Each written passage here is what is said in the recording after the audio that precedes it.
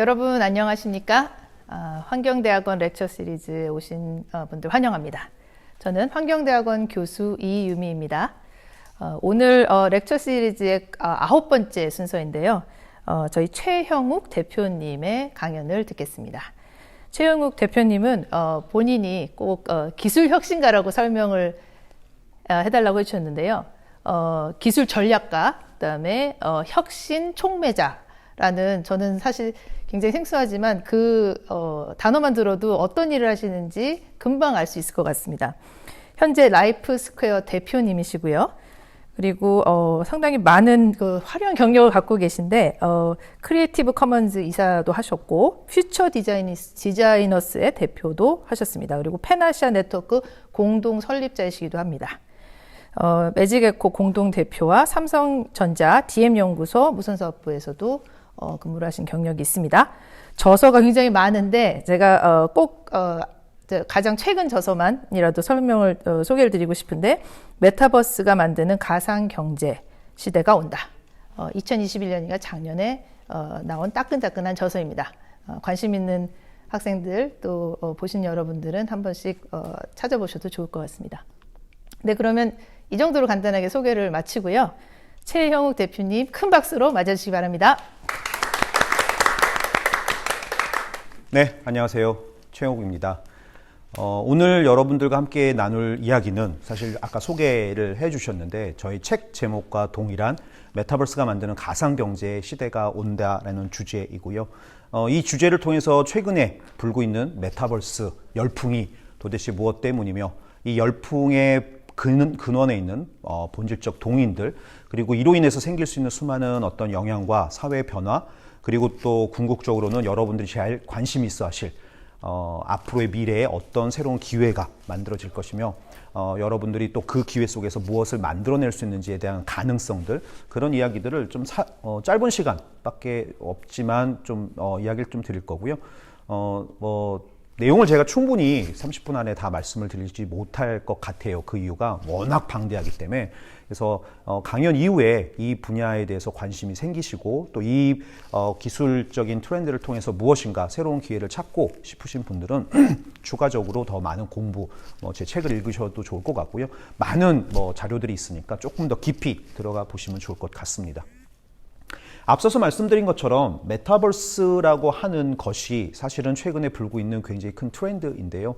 아마도 코로나 때문이겠죠. 많은 분들이 이 코로나로 인해서 라이프 스타일 자체가 비대면화되고 있고, 오늘도 이 강연을 여기 현장에 계신 분도 계시겠지만 많은 분들이 녹화된 영상을 보시는 것처럼 이렇게 예전과 같지 않은 여러 가지 지금 사회 현상들이 생기고 있는데요. 덕분에 메타버스라고 하는 이 단어가 떠오른 가장 큰 이유는 비대면화되고 있는 많은 이런 현상들을 담을 수 있는 가장 중요한 트렌드이기 때문이며, 동시에 사실 이것이 단순히 기술적 트렌드라기보다는 지금 불고 있는 수많은 사회적 변화, 그리고 기술적 변화를 포괄하는 굉장히 큰 의미를 가지고 있는 것이 아닌가라고 생각을 합니다. 그래서 저는 이 메타버스를 기술적 트렌드라고만 생각하기보다는 기술적 현상, 그래서 메타버스 현상이다라고 좀 여러분들께 좀 말씀을 드리고 싶고요.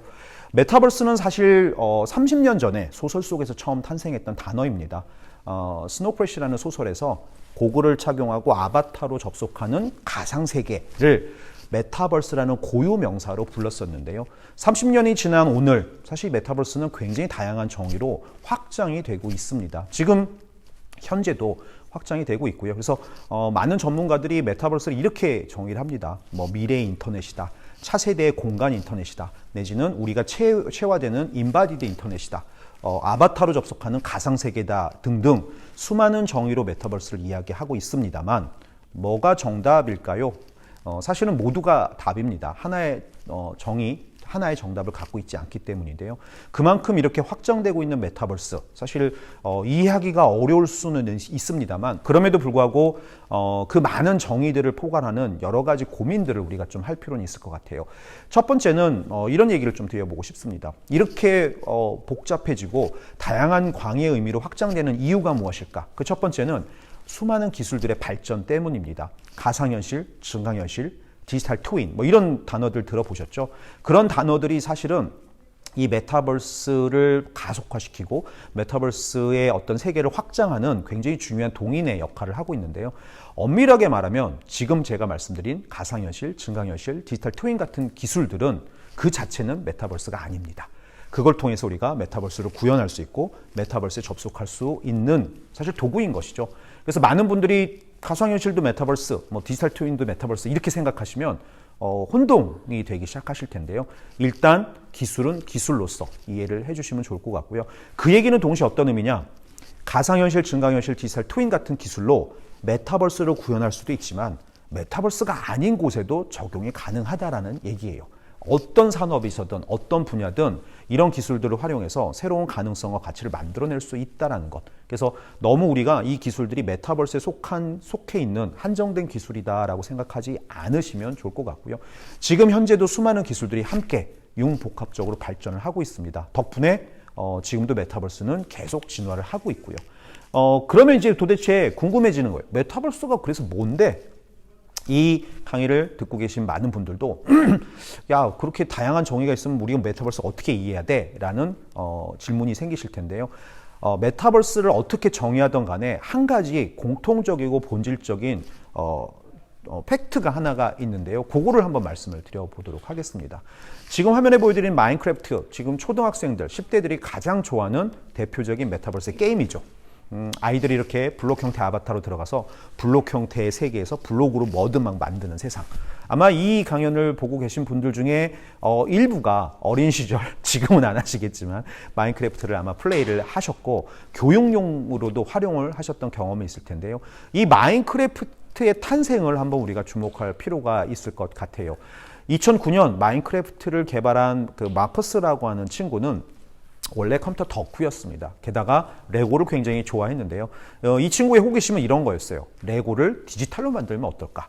그래서 레고를 디지털로 만들어 볼까? 라는 호기심을 실제로 본인이 실행에 옮겼고 첫 번째 버전을 만든 게 단 2주 만에 개발을 했다고 하는데요. 그래서 2주 만에 탄생한 게임이 마인크래프트였고요. 마인크래프트를 계속 지속적으로 확장을 하고 개발하고 많은 사람들이 좋아해 주면서 지금 마인크래프트는 1억 2천만 명 이상이 사용하는 게임으로 그리고 메타버스로 확장이 돼버렸습니다. 급기야는 2014년에 마이크로소프트가 이 마인크래프트를 지금 인수를 했고요. 이 창업자 마커스는 지금 억만장자가 돼서 비버릴즈에서 지금 200억짜리 집에서 살고 있습니다. 네. 맨날 파티만 한다는 소문이 있습니다. 중요한 건 이 마인크래프트의 탄생은 디지털로 레고를 만들어 보면 어떨까라고 하는 호기심 때문이었죠. 근데 그 호기심이 급기야는 어마어마한 규모로 성장을 했고 어마어마한 영향력이 되었죠. 지금은 그래서 역으로 레고가 마인크래프트 테마로 레고를 만들어 팔고 있습니다. 역전이 된 거죠. 이런 일들이 지금 온라인과 오프라인의 경계에서 또는 기술의 진화 속에서 굉장히 많이 발견이 되고 목격이 되고 있는데요. 최근 레고가 히든사이드라고 하는 새로운 레고 블록을 만들어 팔기 시작을 했습니다. 보신 분 혹시 계신지 모르겠는데 이 히든사이드라고 하는 레고는 기존 레고랑 동일해요. 블록을 조립을 하면 되는데 거기서 완성이 아니고요. 블록을 조립한 다음에 내 스마트폰을 켜서 카메라로 비추면 증강현실로 내가 만든 블록이 살아납니다. 성이 살아나서 막 변신을 하고 그 위로 유령들이 막 날아다니고 나는 유령 헌터가 돼서 게임 속에 들어갈 수 있고 이렇게 내가 만든 레고 블록이 변신을 하는 모습을 볼 수 있는데요. 여기서 여러분들께 제가 중요한 질문 하나 드려보도록 하겠습니다. 지금 우리가 보고 있는 이 증강현실 기반의 레고 히든사이드. 이 레고 히든사이드에서 어디까지가 현실 세계이고 어디까지가 가상 세계인지 정확하게 경계가 구분이 되시나요? 어디까지가 가상 세계이고 어디까지가 현실 세계일까요? 구분이 명확하게 아마 안 되실 거예요. 어디까지가 현실이라고 얘기할 수 있지? 어디까지가 가상이지? 이런 약간 모호함이 생기는데 이 모호함이 바로 메타버스 현상의 저는 본질이라고 생각합니다. 메타버스를 무엇으로 정의하던 간에 이 본질은 가상세계와 현실세계의 경계가 흐려지고 사라지는 현상이고요. 사라지고 흐려지는 새롭게 탄생하는 그 공간 속에서 새로운 가능성과 가치가 만들어지는 현상. 과거에는 존재하지 않았던 그런 공간이겠죠. 앞으로 여러분들이 향후 10년, 20년 얼마나 될지 모르겠지만 기술이 계속 발전하면서 수많은 메타버스들을 만나게 되실 거예요. 그러면 그 메타버스 속에서 반드시 마주하게 될 공통점이 현실과 가상의 경계가 사라지는 일일 거예요. 놀랍게도 실제 존재하는 세상과 내 눈앞에 보이는 세상 사이의 격차가 점차 커진다라는 의미이기도 합니다. 여러분들은 어떠신지는 잘 모르겠어요. 저만 해도 우리 세대들은 실제 존재하는 세상과 내 눈앞에 보이는 세상이 이렇게 달라지면 가상화가 이렇게 커지고 있구나. 많이 다르게 보이는구나. 그냥 이렇게 다르다라고 인식을 하고 있는데요. 여러분들 중에 일부는 포함이 될 수 있겠지만 지금 10대들, 아까 마인크래프트를 정말 열심히 하는 그 10대들은 놀랍게도 내 눈앞에 보이는 세상이 실제 존재하는 세상이라고 믿고 있는 세대들이라는 거예요. 내 눈앞에 보이면 다 존재하는 세상이에요. 왜? 그들에게는 실제 존재하는 것과 내 눈앞에 보이는 걸 구별할 필요가 없었기 때문에 온라인과 오프라인의 경계, 가상현실, 가상과 현실의 경계 자체를 구분하는 것 자체가 그들에게는 의미도 없을 뿐더러 어린 시절부터 그 경계가 없었던 그런 세대들이 지금 어쩌면 진정한 메타버스 세대가 아닐까. 그래서 우리들은 제페토에 가도 할 게 없고 재미가 없어. 이거 왜 해? 로블록스 난 재미없는데 이렇게 얘기할지 몰라도 그들이 그 안에서 시간을 즐기고 많은 재미를 느끼고 있는 이유는 그들이야말로 진정한 우리가 디지털 네이티브로 지금 살고 있듯이 메타버스 네이티브로 살아가는 세대가 미래에 나타나지 않을까 그렇게 생각을 합니다. 더불어 많은 분들이 이런 얘기를 또 해요. 야, 메타버스 그 열풍 그거 유행 아니야? 일시적으로 지나가는 그냥 유행일 것 같은데? 그 버즈월드 같은데? 라고도 얘기합니다. 저는 그 메타버스 열풍에 대한 관심이나 이런 것들은 당연히 시간이 지나가면 식을 거예요. 그럼에도 불구하고 이것이 만들어내는 변화가 앞으로도 가속화될 것이고 거대해질 것이라고 믿고 있는 세 가지 이유가 있습니다. 첫 번째가 바로 전 세계 인구의 60%가 인터넷과 연결되어 있다는 것이고요. 그 60% 중에 또 92.8%는 스마트폰을 중심으로 모바일로 늘 인터넷과 연결이 되어 있다고 합니다. 여기 이 강연을 보고 계신 분들은 100%겠죠. 아마 전 세계 인구니까 이런 수치일 거고요. 한국으로 치면 아마 99%, 97% 이렇게 나올 것 같아요. 어마어마한 사람들이 인터넷과 지금 늘 연결이 되어 있는데요. 그 이유가 그게 왜 메타버스에서 중요하냐면 메타버스의 첫 번째 조건이 인터넷과 연결되어 만들어진 세상이기 때문이에요. 메타버스는 인터넷이 없다면 존재할 수 없습니다. SF 소설이나 영화에서는 인터넷과 상관없이 매트릭스 같은 영화들이 있지만 사실 현실 세계에 구현된 메타버스는 100% 인터넷과 연결되어 만들어진 세상이고요. 전 세계 인구의 과반 이상 인터넷과 늘 연결이 되어 있다는 의미는 이들에게 어떤 조건과 기회가 주어진다면 메타버스 시티즌이 될 수 있는 세상이 곧 올 수 있다는 의미이기도 하겠죠. 첫 번째 이유이고요. 두 번째는 컴퓨팅 파워의 발전입니다. 우리 CPU, 메모리, GPU 이런 것들을 컴퓨터의 성능을 좌지우지하는 요소라고 얘기를 하고 있는데 특별히 그중에 GPU, 그래픽 프로세싱 유닛이라고 아마 들어보셨을 거예요. 그래픽 카드에 들어가는 칩셋. 이 칩셋이 그래픽 카드에 좋은 칩셋이 들어가면 들어갈수록 고해상도의 영상을 부드럽게 그리고 아주 정교하게 우리가 표현할 수 있죠. 그래서 게임 좋아하시는 분들 GPU 좋아야 됩니다. 왜냐면 롤이라든가 배그 같은 거 돌려야 되는데 버벅버벅 되면 안 되죠. 원신 같은 거 최근에 삼성 GOS 이슈 있었는데 그거 돌리려면 GPU가 정말 좋아야 돼요. 그런데 2010년 이후에 이 GPU가 그런 그래픽 카드의 용도가 아닌 용도로 활용이 되기 시작을 해요. 그 첫 번째가 바로 비트코인, 블록체인입니다. 여러분들 비트코인, 블록체인 얘기가 막 열풍이 불 때 들었던 단어 중에 하나가 마이닝, 채굴이라는 단어일 텐데요. 그 마이닝 채굴이 GPU로 블록체인 알고리즘을 처리하는 그 과정입니다. 결국 무슨 얘기냐? 블록체인이나 비트코인을 처리하기 위해서 제일 중요한 역할을 했던 게 바로 GPU였고요. 이 GPU를 만들고 있는 전 세계 회사가 사실 두 개밖에 없어요. AMD, 엔비디아. 그 회사들이 원래는 중소기업이었어요. 그래픽 카드 만들던 아주 작은 회사들.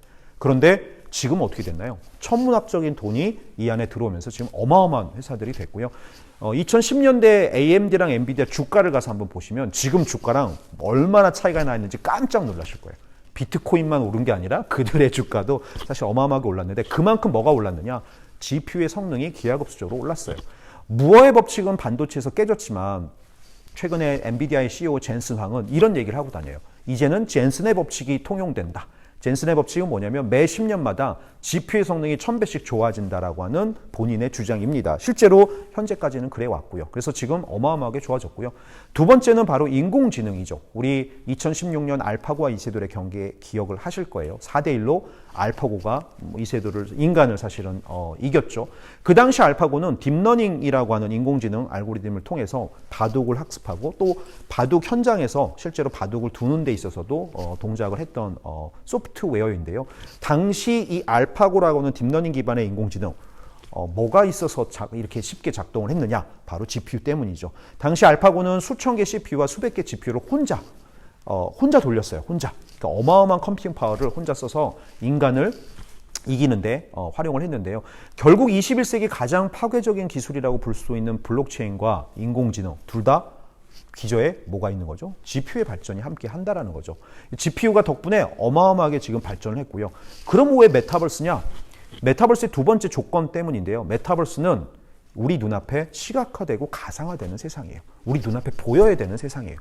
안 보이는 세상이 아니고 내가 접속을 안 해서 내가 모를 수 있을지는 모르겠는데 내가 접속을 하거나 메타버스를 인지하는 순간 내 눈앞에 보여지는 세상. 진짜처럼, 현실처럼, 정교하게. 그러려면 뭐가 좋아야 될까요? GPU가 성능이 좋아야 되겠죠. GPU가 지금 현재 완성된 게 아니고요. 이제서야 그 앞으로 더 발전할 수 있는, 그래서 메타버스를 우리 눈앞에 현실화시킬 수 있는 이제 기본적인 티핑이 되었다라고 저는 얘기를 하고 싶고요. 덕분에 2020년 10월 페이스북, 지금 메타로 이름을 바꾼 페이스북이 오큘러스 퀘스트 2라고 하는 가상현실 헤드셋을 출시합니다. 아마 지금 사용을 해보신 친구들도 있을 텐데요. 오큘러스 퀘스트 2가 세계 최초의 가상현실 헤드셋이냐? 아닙니다. 이미 1985년부터 수백 종류의 헤드셋들이 나왔기 때문에 이 헤드셋은 그냥 하나의 그냥 일종일 뿐인데요. 2019년 오큘러스 퀘스트 1, 2020년 퀘스트 2 이것이 가지고 있는 의미가 있습니다. 그 의미는 뭐냐? 원래 VR이라고 하는 걸 제대로 우리가 체험하려면 고성능의 GPU가 필요하다 보니까 우리가 별도의 게이밍 PC가 필요했어요. 한 200~300만 원 주고 PC를 사야 돼요. 요즘은 거기 들어가는 GPU, 그러니까 그래픽 카드만 200~300만 원 해요. 엔비디아 GPU 들어있는 그래픽 카드 하나만 200~300만, 그럼 컴퓨터는 한 500만 원 주고 구매를 해야 될 수도 있는데요. 그렇게 비싼 컴퓨터를 산 다음에 거기에 가상현실 헤드셋을 구매를 해서 USB 케이블로 연결을 하면 그것이 비로소 VR이라고 하는 걸 체험할 수 있는 기본적인 조건이 되는데, 놀랍게도 오큘러스 퀘스트 1, 퀘스트 2가 출시되면서 더 이상 외부의 컴퓨터가 필요가 없게 되었습니다. 컴퓨터가 이 안에 내장이 돼버렸거든요. 생긴 거는 똑같은데 이 안에 컴퓨터가 들어있다라는 의미이고요. 저 안에 들어있는 컴퓨터로 더 이상 외부와 연결하지 않아도 저것만 뒤집어 쓰면 우리는 가상현실을 체험을 할 수 있게 되었고요. 게다가 성능, UX, 그 다음에 애플리케이션 다 과거 대비 어마어마하게 발전했죠. 그 이유가 메타라고 이름을 바꾼 이유와도 사실은 뭔가 연결이 되어 있는데요. 게다가 가장 중요한 사건 중에 하나는 아까 제가 외부 PC를 연결해야 된다고 말씀을 드렸는데 그러려면 한 400~500만 원을 들여야 VR을 체험할 수 있었던 거예요. 근데 이 오큘러스 퀘스트 1, 2는 가격이 얼마였을까요? 퀘스트 1이 출시됐을 때 가격이 399불, 퀘스트 2가 299불입니다. 한국에서 현재 정식 발매가가 41만 4천 원이에요. 어마어마하게 저렴하죠. 그 이유가 거의 페이스북, 메타가 원가에 지금 이 디바이스를 팔고 있기 때문이고요.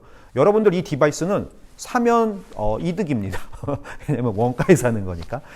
사라고 말씀드린 건 아니고 반드시 여기 계신 분들은 꼭 체험을 해보셨으면 좋겠는데, 이것이 이렇게 가성비 있게 그리고 사용성 좋게 나옴으로 인해서 유저들이 이미 알아챘죠. 오큘러스 퀘스트 1이 2019년 출시되고 1년 만에 100만 대가 팔렸고요. 그리고 오큘러스 퀘스트 2가 2020년 10월에 출시된 다음에 해당 연말까지 불과 70일 만에 100만 대를 팔아치웁니다. 사실 어마어마한 속도죠. 그리고 작년 11월 드디어 1000만 대가 팔립니다. 1000만 대라고 하는 어마어마한 숫자를 달성을 했는데요. 아마 1000만 대라는 숫자가 어떤 의미인지 잘 모르시는 분들이 있을 것 같아서 애플의 아이폰 얘기를 한번 드려볼게요. 애플의 아이폰은 세계 최초의 스마트폰인가요? 아니죠. 스마트폰의 최초는 아니지만 스마트폰을 대중화시킨 가장 중요한 트리거였고 전 세계 사람들이 지금 다 스마트폰을 쓰게 만든 장본인이죠. 2007년 애플의 아이폰이 출시됐을 때 100만 대까지 팔렸을 때 걸렸던 시간이 74일이었어요. 사실 지금 오큘러스 퀘스트2가 그만큼 빠르다는 거죠. 두 번째, 아이폰이 1000만 대가 팔릴 때까지 걸렸던 시간은 1년하고도 한 4~5개월이 더 걸렸어요. 그러니까 오큘러스 퀘스트2가 지금 그거보다도 빠르게 확산이 되고 있다는 의미고요. 그것이 아이폰만큼 많이 팔릴 것이다라는 거는 아무도 모릅니다만 하나 확실한 건 굉장히 빠르게 대중화가 되고 있다는 것. 그리고 두 번째는 1000만 대라고 하는 매직 넘버를 달성했기 때문에 이제는 그 안에 어마어마한 생태계가 만들어지고 있다는 거예요. 1000만 대라는 생태계는 그 안에 무엇인가를 만들기만 해도 돈을 벌 수 있는 의미이기도 합니다. 다른 거 하나도 없어도 오큘러스에 올라가는 게임 하나만 만들어도 잘 되면 대박을 낼 수 있는 그런 지금 시간이 열렸고요. 전 세계 수많은 지금 스튜디오들, 게임사들이 그래서 VR 오큘러스 위에다가 게임을 지금 만들고 있고요. 애플리케이션을 만들고 있습니다. 아이폰이 2007년 처음 탄생했을 때 그 위에서 돌아가는 앱이 불과 200개밖에 없었어요. 그런데 2020년 말, 한 10년 정도, 12년 정도 지난 다음에 그 앱이 무려 800만 개 이상으로 늘었거든요. 현재 오큘러스에서 돌아가는 앱이 한 1000개 정도 됩니다. 앞으로 어떻게 될지는 여러분들 상상에 한번 맡겨보면 좋을 것 같고요. 이미 우리들은 스마트폰이라든가 노트북, 아이패드, 맥북 같은 어마어마한 컴퓨팅 파워를 가진 디바이스들을 쓰고 있어요. 하나 중요한 것은 우리가 메타버스라고 불리우는 것들도 이 평면 디스플레이를 통해서 활용을 하고 있다는 거죠. 제페토, 로블록스, 마인크래프트, 폴트나이트 같은 메타버스들도 이 평면 디스플레이를 통해서 우리는 언제든 접속할 수 있고 무한한 세계를 경험할 수가 있고요. 이 디바이스를 통해서 우리가 메타버스만 하나요? 아니죠. 쿠팡으로 주문도 하고 배민으로 배달도 시키고 결제도 하고 넷플릭스 영화도 보고 유튜브로 강연도 듣고 아마 여러분들 삶에서의 이 온라인과 연결된 그리고 이 평면 디스플레이를 통해서 상호작용하는 것들은 어마어마한 비중을 차지하고 있을 거라 생각을 합니다. 그런데 거기에 이제 드디어 VR 헤드셋이라는 새로운 하드웨어가 들어온다. 이게 어떤 의미일까요? 그동안 우리가 사용했던 모든 디바이스는 우리 몸은 늘 현실 세계에 있었어요. 그리고 우리 눈만 평면 디스플레이를 통해서 무한한 버추얼 스페이스를 접속하거나 사용할 수 있었었는데요. 이 오큘러스 퀘스트 2는 제가 아까 말씀드렸다시피 컴퓨터에, 웨어러블 컴퓨터에 머리에 뒤집어 씁니다. 그러면 어디가 디스플레이일까요? 그동안은 디스플레이는 항상 우리 눈앞에 있었죠. 근데 오큘러스 퀘스트 2는 딱 뒤집으면 어디가 디스플레이가 될까요? 네, 나를 둘러싼 모든 공간이 디스플레이가 됩니다. 그동안 우리 몸은 현실에 있었고 눈만 가상을 봤는데 오큘러스 퀘스트 2 내지는 가상현실이라고 불리우는 세계에서는 우리 몸이 컴퓨터가 만들어진 세계 안으로 들어간다는 의미이기도 해요. 사용성, 활용 방안, 그걸로 만들 수 있는 가능성 어마어마하게 달라지겠죠. 그런 시대의 티핑 포인트가 지금 저는 만들어졌다라고 얘기를 하고 싶습니다. 여러분들께 강력하게 이것들을 꼭 체험해 보시라고 말씀을 드리는 이유가 바로 그거이기도 하고요. 중요한 건 제가 이렇게 말씀드리는 이유가 이미 우리 역사 속에서 우리는 여러 차례 목격을 했기 때문이에요. 새로운 폼팩트의 하드웨어, 컴퓨팅 디바이스들, 컴퓨팅 플랫폼들이 이 세상에 나와서 대중화가 된 다음에 어떤 일이 생겼는지 우리 다 봤죠. PDA, 퍼스널 컴퓨터. 사실 저 이전에도 디바이스들이 있었어요. 근데 지금 보여드리는 80년대, 90년대 PDA, PC 저건 뭐냐면 드디어 개인용 컴퓨팅 디바이스로 대중화가 되기 시작한 시점. 개인용 컴퓨팅 디바이스로 대중화가 되면서 우리 개인들, 인간들은 어마어마한 캐파와 어마어마한 생산성을 갖게 됐죠. 그리고 그 컴퓨팅 디바이스들이 연결성을 띠게 되면서 어떤 일이 생겼죠? 우리는 폰으로 누구와도 연결할 수 있었고 누구와도 소통할 수 있었고 인터넷에 연결된 PC로 어떤 정보도 찾을 수 있었고 수많은 것들을 그 안에 만들어낼 수 있었죠. 그리고 그 연결성이 스마트폰 내지는 상시 연결 디바이스로 바뀌면서 이제는 늘 연결되어 있는 세상을 살고 있습니다. 여러분들이 오늘 아침에 일어나서 매일매일 사용하고 있는 수많은 애플리케이션들, 토스, 쿠팡, 아니면 카카오 그런 서비스들은 이런 디바이스 전에는 존재하지도 않는 서비스들이에요. 근데 그 서비스들이 여러분들 삶에 얼마나 도미넌트한지를 한번 생각해 보시면 이런 컴퓨팅 디바이스들이 대중화될 때 어떤 일들이 생겼는지 여러분들은 충분히 공감을 하실 수 있을 것 같은데요. 지금 현재 AR, VR 디바이스들이 이미 나와 있어요. 안 나온 게 아니라 이미 있습니다. 하지만 중요한 시점은 언제죠? 언제 대중화가 될 것이냐. 그리고 그 대중화가 어떤 변화를 만들 것이냐. AR은 앞서서도 잠깐 언급드렸지만 기술적이나 사용성의 이슈들이 있기 때문에 아직 시간이 굉장히 많이 필요하지만 가상현실만큼은 아까 말씀드린 오큘러스 퀘스트 2의 티핑 포인트를 넘어선 판매량 그리고 여러 가지 사용성의 개선들을 통해서 앞으로 굉장히 빠르게 이 삶 속에서 확산되고 산업에 저는 영향을 미칠 수 있을 것이다 라고 이야기를 해드리고 싶습니다. 그래서 주목해야 되는 중요한 부분이고요. 수많은 산업의 분야, 여러분들이 관심 있는 분야가 어떤 분야이든 간에 과거에 인터넷이 그랬듯이 과거에 인공지능이 그랬듯이 이 기술들은 도구로서 내지는 수단으로서 어떤 기술에든 중요한 역할들을 하게 될 것이고요. 어떤 산업이든 이것과 관련이 될 수밖에 없을 것이고요. 그 산업에서 가상과 현실의 경계가 무너지는, 흐려지는 그런 모습이 목격이 된다면 메타버스와 무관할 수 없는 그런 미래가 열릴 것이다 라고 생각을 합니다. 재작년 2020년에 이런 일이 있었어요. 트레이스 스캇이라고 하는 미국의 유명한 래퍼인데요. 이 래퍼가 포트나잇이라고 하는 배틀로얄 장르 게임에서 공연을 합니다. 사실 게임 안에서 공연한다는 게 좀 낯설죠. 왜냐하면 게임은 게임만 하는 공간인데 2020년에 파티 로얄이라고 해서 비전2 지역이 이 안에 만들어지고요. 당시 앨범을 출시했던 트래비스 스캇이 공연을 할 수 없게 되니까 이 안에 아바타로 지금 화면에 보여드리는 이 거인 아바타가 트래비스 스캇이에요.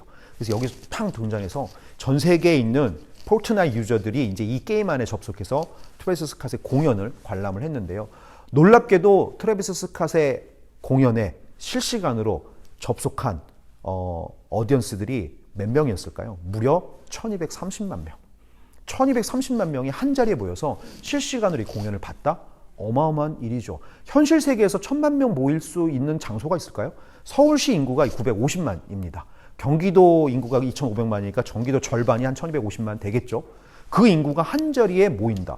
현실에서는 불가능합니다. 하지만 인터넷과 연결된 메타버스 안에서는 이런 상상과 이런 스케일업이 가능하고 있고요. 결국은 우리가 그동안 빅테크 기업들이 만든 어떤 플랫폼의 기득권 이런 것들이 이 메타버스에서도 충분히 동작을 할 수 있다는 의미고요. 그러면 과연 이제 어떻게 활용이 될 것이냐? 수많은 활용 사례들이 있습니다. 가상 업무 공간이 이 안에 지금 만들어지고 있고요. 또 그뿐만이 아니고 교육의 가상현실, 증강현실들이 활용이 되면서 기존의 현실에서 할 수 없었던 수많은 교육의 컨텐츠들과 혁신이 만들어지고 있고 특히나 위험해서, 비싸서, 접근성이 어려워서, 높아서 그리고 하기에는 너무너무 멀어서 이런 수많은 것들이 이 가상공간, 증강현실 공간 안에서는 새롭게 그리고 어렵지 않게 물리적 법칙도 통용되지 않게 구현이 되면서 프랙티컬 트레이닝, 그러니까 소방사들이 화재 진압을 한다거나 의사들이 수술을 한다거나 해부를 한다거나 하는 모든 과정 속에서 실제로 굉장히 유효하게 활용이 되고 있고요. 여러분들이 관심 있어 하는 부분 중에 하나가 이제 디지털 트윈이라고 해서 가상현실 공간을 1대1로 컴퓨터 안에 그대로 옮겨놓는 것을 우리가 디지털 트윈이라고 얘기하는데 지금 화면에 보여드리는 공장이 BMW의 진짜 공장이 아니고 컴퓨터 안에 구현된 공장입니다. 엔비디아가 만든 옴니버스라는 플랫폼을 가지고 구현한 공장이고요. 3D로 1대1로 캡처해서 컴퓨터로 그대로 모델링을 하면 그 공장이 컴퓨터 안에 만들어져요. 이거 왜 하는가? 시뮬레이션을 하는 거죠. 공장을 라인을 새로 세팅한다. 공장을 새로 건설한다. 예전 같았으면 현실에다 그냥 만드는 게 정답이었을 텐데 지금은 이제 이런 메타버스 관련 기술들이 발전하면서 그 안에 만들기보다는 이 안에서 먼저 구현을 해보고 여기서 시뮬레이션에서 최적의 값이 나오면 그 최적의 값을 현실 세계에다 반영하는 일 그리고 현실 세계에서 또 센서들이 데이터들을 센싱하고 캡처하면 다시 또 가상 세계에다가 동기화를 시키고 끊임없이 현실과 가상이 레버리징이 되면서 닮아가는 거죠. 이렇게 닮아가는 현상들이 지금 디지털 트윈이라고 하는 이름으로 굉장히 많은 공간에서 일어나고 있고요. 싱가포르 같은 경우는 아예 도시를 디지털 트윈으로 만들어놨어요. 도시 전체가 컴퓨터 안에 들어있어요. 도로를 새로 깐다거나 다리를 새로 놓는다거나 건물 건축 허가를 내준다거나 할 때 일조량, 그림자가 어떻게 새는지, 바람이 어떻게 통하는지, 지진이 났을 때 어떻게 되는지 이런 수많은 상황들을 컴퓨터 안에서 시뮬레이션을 한 다음에 그걸 가지고 얼반 플래닝을 하고 있는 케이스들도 있고요. 올 CES에서 다소는 개인의 버추얼 트윈, 그러니까 디지털 트윈을 선보이기도 했는데요. 우리가 지금 인식하듯이 디지털 트윈이 반드시 1대1로 똑같아야 될 필요는 없습니다. 뭔가 대변할 수 있는 것이면 가능한데요. 우리의 DNA 정보와 우리의 그동안 건강 데이터들, 진료 기록들 이런 것들을 하나로 묶어서 개인의 디지털 트윈을 만든 다음에 예를 들어서 약을 처방한다거나 수술을 해야 된다거나 했을 때 우리가 그걸 보통 약을 먹어야 약효를 알 수 있잖아요. 근데 이런 디지털 트윈이 만들어지면 내가 약을 먹기 전에 내 컴퓨터 디지털 트윈이 먼저 약을 먹는 거죠. 그래서 부작용이 있는지 효과가 더 좋은 약품이 있는지 이런 것들을 찾아내서 오히려 우리 건강을 매니지먼트하고 더 도움을 주는 역할을 할 수도 있고요. 디지털 테라피틱스에 치매나 이런 것도 활용이 되고 있고요. 굉장히 많은 영역에서 이 가상현실, 증강현실들이 활용이 되고 있는데 저는 이 가상현실, 증강현실을 말씀드릴 때 이 얘기를 꼭 말씀을 드리고 싶어요. 특히 여러분들이 아직까지 공부를 하면서 미래를 준비하고 있는 분들이기 때문에 이 얘기를 드리고 싶은데 뭐냐면 가상현실, 증강현실, 디지털 트윈 같은 메타버스 기술들은 사실은 우리의 상상력을 실현할 수 있는 가장 좋은 도구다라는 말씀을 드리고 싶습니다. 왜? 그동안 우리 머릿속에 있는 걸 바깥쪽에 끄집어내는 방법이 많지는 않았어요. 하드웨어를 만들거나 프로타이핑을 한다거나 뭐 이런 것들이 여러 가지 제약이 있었고 어려운 힘든 점들이 되게 많았는데 이런 증강현실, 가상현실 안에서는 그런 것들이 굉장히 쉽게 이루어지고 있고요. 그런 꿈들, 그런 상상을 실현하고 있는 사례들은 너무나 많습니다. 한 가지만 말씀드리면 홀로라이드라고 하는 이 회사는 아우디 안에 있는 사내벤처입니다. 2018년에 창업한 회사이고요. 이 친구들의 꿈이 뭐냐면 전 세계에 존재하는 모든 자동차를 테마파크로 만들겠다. 그게 무슨 말이 안 되는 소리야 라고 할 텐데 이들이 하고 싶은 건 뭐냐면 달리는 자동차 안에서 가상현실 헤드셋을 쓰고 자동차랑 공간을 다른 공간으로 만들어버리는 거예요.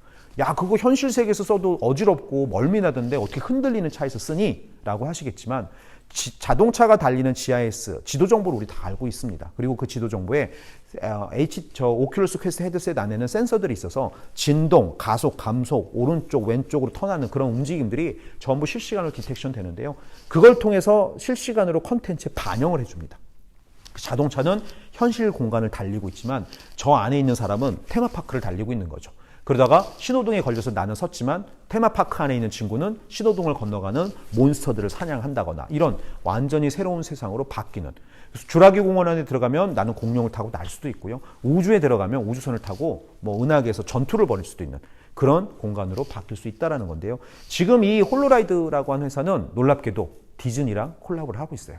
디즈니가 이 아이디어를 산 거죠. 이런 미래가 과연 언제 올 것이냐, 올 수 있을까? 이런 생각들을 하시겠지만 앞으로 자율주행 자동차 시대가 되고 정말 자동차의 공간이 새롭게 정의됐을 때 그 공간이 메타버스화 될 수 있다면 충분히 가능한 일이 아닐까. 그래서 굉장히 많은 상상들을 여러분들이 이 안에서 실현할 수 있다라고 생각하고 있고요. 그래서 오늘 이제 이거와 함께 이런 메타버스를 우리가 얘기하는 가장 중요한 이유 하나를 말씀을 좀 드려보고 싶은데요. 그 이유가 바로 단순히 우리가 메타버스라고 하는 공간을 그냥 뭔가 그냥 뭐 이렇게 체험하고 상상을 실현하는 공간으로만 쓰느냐? 사실은 그건 아니고요. 이 공간에서 우리가 현실 세계에서 살듯이 새로운 가치가 만들어질 수 있다고 아까 제가 말씀을 드렸어요. 그 가상 공간 안에서 만들어지는 가치를 우리는 버추얼 이코노미, 가상 경제라고 얘기해 볼 수 있는데요. 로블록스, 아까 그 마인크래프트와 함께 10대들이 정말 좋아하는 게임 중에 하나입니다. 매일매일 이 게임에 접속하는 친구들이 지금도 4천만 명이 넘어요. 그들이 이걸 좋아하는 이유는 뭘까요? 사실 좋아하는 이유는 재미있기 때문이고 본인들의 친구가 여기 있기 때문이기도 하죠. 지금 오징어 게임이 로블록스 안에 만들어진 모습인데요. 보기에 재밌어 보이죠. 이렇게 많은 그 게임들이 이 안에 있을 수 있었던 이유는 로블록스라는 게임 안에는 로블록스 스튜디오라고 하는 저작 툴이 주어지고 그 저작 툴을 통해서 모든 유저들은 자기가 원하는 아이템이나 게임을 직접 개발할 수가 있습니다. 그리고 저 안에 로벅스라는 화폐가 통용이 돼서 내가 만든 게임이나 내가 만든 아이템을 누군가 사용하거나 구매하면 수익이 발생하죠. 그럼 그 수익이 나한테 공유가 돼요. 10만 로벅스 이상을 벌면 그 돈이 환전이 돼서 내 계좌로 쏴집니다. 350불, 한 40만 원 정도를 실제로 벌 수 있는 거예요. 그러니까 가상경제라고 하는 것이 가상세계 안에서만 만들어지는 가치와 교환되는 가치가 아니라 그것이 현실 세계까지 연결되는 경제로서 지금 성장을 하고 있다는 거고요. 덕분에 지금 로블록스에는 800만 명이 넘는 크리에이터들이 활동을 하고 있고 그들이 현재까지 만든 게임이 5천만 개가 넘습니다. 놀라운 숫자죠. 이것이 가능한 이유는 바로 크리에이터 이코노미 때문인데요. 유튜브나 틱톡에서도 수많은 크리에이터들이 지금 콘텐츠를 만들어내고 있고 그들이 만든 콘텐츠가 어마어마한 돈을 벌고 있듯이 메타버스 안에서도 수많은 크리에이터들이 메타버스 콘텐츠들을 지금 만들어내고 있다는 것. 그리고 더 놀라운 건 이런 곳에 이런 지금 열풍 속에 NFT라고 불리는 블록체인 기술이 지금 도입이 됐는데 여러분들 이미 NFT라는 얘기는 어마어마하게 들으셨을 거예요. 이 얘기를 마지막으로 드리면서 좀 정리를 한번 해보고 싶은데요. 난펀저블한 토큰이다 라고 얘기하는데 난펀저블은 대체 불가능한 토큰입니다. 그래서 지금 아티스트들이나 콜렉터들이 이것 때문에 지금 난리예요. 뭐 전 세계적으로. 뭐 이거 해갖고 막 투자하고 막 NFT 막 묻지마 투자, 막 구매 막 이러고 있는데 사실 여기에 굉장히 중요한 하나의 마일스톤, 메시지가 하나 있어요. 그거를 오늘 말씀을 드리고 싶은데요. 가상경제라고 불리우는 것이 사실 이거 덕분에 어마어마하게 지금 트리거가 될 수 있는 상황이 되었어요. 그 이유가 뭐냐? 그동안 디지털은 무한히 복제하고 무한히 전송해도 한계 비용 제로. 원본과 사본이 똑같죠. MP3 내가 하나만 있으면 전 세계한테 100만 명한테 주면 100만 명이 똑같은 음악을 들 수 있어요. 음질도 전혀 떨어지지 않죠. 그래서 디지털은 그동안 그렇게 무한히 확장할 수 있는 스케일을 가지고 돈을 벌었고 그걸 가지고 가치를 만들어 왔는데 현실 세계는 그거랑 좀 다르죠. 왜냐하면 루브르 박물관에 있는 모나리자 전 세계 하나밖에 없어요. 하나밖에 없는 유한성이 만드는 가치가 존재했는데 디지털 안에는 그런 게 없었습니다. 있었나요? 디지털은 그런 걸 만들기 어렵죠. 왜? 컨트롤 C, 컨트롤 V 하면 얼마든지 똑같은 파일을 계속 만들 수 있으니까. NFT라는 기술의 도입은 어떤 의미냐? 그 기술이 디지털 파일에 적용되는 순간 갑자기 그 디지털 파일이 전 세계 하나밖에 없는 파일이 될 수가 있다라는 거예요. 그 파일이 근데 진짜인지 가짜인지 블록체인 기술로 우리가 증명할 수가 있어요. 게다가 소유자가 누구인지 그 블록체인 분산 원장에다 기록을 해놓을 수 있어요. 그 얘기는 무슨 얘기죠? 디지털 공간 안에 만들어지는 수많은 컨텐츠나 수많은 것들이 이제는 현실 세계처럼 한 유한성 그리고 진위성을 가질 수 있게 되었고 그것이 시간이 지나면 가치가 상승할 수 있는 자산이 될 수 있다는 의미겠죠. 가상자산이 될 수 있다는 의미인데요. 이런 것들이 지금 메타버스와 함께 결합이 되고 확장이 되면서 앞으로 가상경제는 굉장히 많이 성장할 수 있다. 크리에이터 이코노미가 만들어내는 여러 가지 가능성들 그리고 그것과 NFT가 만나서 만들어지는 여러 가지 환경들 이런 부분에 여러분들은 주목할 필요가 있고요. 올 CES에서 이런 NFT를 활용한 디지털 액자라든가 TV에서 NFT를 거래하는 플랫폼들이 등장을 했습니다. 그 얘기는 뭐냐? NFT가 과거에 비주류의 텐저블하지 않은 그런 기술이나 현상이 아니고 주류에 편입이 되면서 무엇인가 현실 세계에서 구현될 수 있는 가능성이 지금 열리기 시작했다는 의미이고요. 그런 의미 때문에 지금 메타버스는 어마어마하게 성장할 수 있는 가능성이 있다. 마무리하자면요. 과거에 수많은 기술들이 우리에게 주어졌을 때 그 기술은 우리에게 굉장히 많은 힘을 줬고 우리의 생산성을 어마어마하게 확장했고 우리는 그 덕에 정말 많은 일들을 지금 하고 있죠. 메타버스라고 불리는 증강현실, 가상현실, 디지털 트윈 같은 기술들이 지금 우리에게 또다시 주어지려고 하고 있고 그 기술들은 결론적으로는 또 다른 도구이자 툴이자 우리에게 뭔가 또 다른 생산성과 캐파를 늘려줄 수 있는 중요한 도구가 되겠죠. 그래서 이런 도구들, 이런 툴들을 우리가 어떻게 활용하느냐가 앞으로 굉장히 중요한 어떤 그 미래를 선택하는 방법이 될 거라 생각이 들고요. 메타버스라는 현상, 사라지지 않을 것이기 때문에 현명하게 그리고 진지하게 그리고 굉장히 여러분들의 상상력을 실현하는 방향으로 많은 고민들과 또 새로운 도전들을 해볼 필요가 있을 것이다 라는 말씀을 드리면서 제 강연은 여기서 마치도록 하겠습니다. 고맙습니다.